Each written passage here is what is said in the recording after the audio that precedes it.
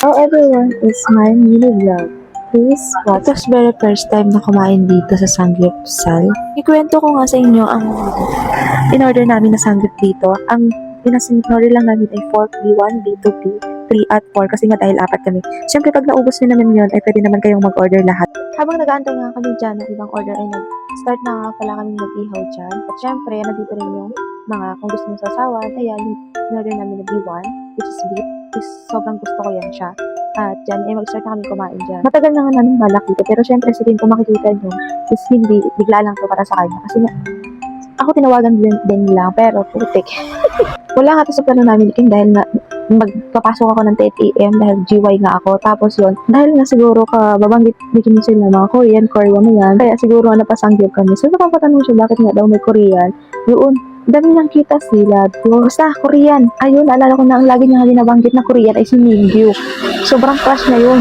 Kulang na lang kung mag-isis yun dito ay magiging crush ka na talaga kumain. Ay pwede ka, dahil nga unli ito, so for only 799 pesos, may unli ka na doon. Kung pero for 2 hours lang, hanggang 2 hours lang talaga sila. Tapos, syempre, dapat maubos nyo. Syempre, pag hindi nyo naman naubos yun, magbabayad kayo ng 350 almost.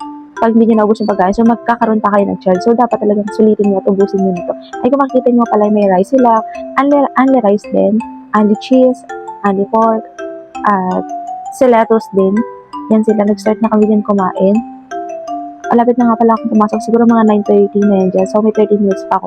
Nagpalit na lang ako dyan. Para sa akin, mas gugustuhin ko talaga yung beef. Sobrang sulit naman ang pagsanggit namin dyan. Pero enjoy din kasi maihaw-ihaw, which is favorite ko talaga gawin yan. Hindi na nga ako naka-stress yan dahil nga nag-merienda na kung bago kami umalis dyan at pinuntahan. Sabi nga nila mag-asikaso na kami. Siyempre, andyan naman talaga yung sanggit sa baba namin.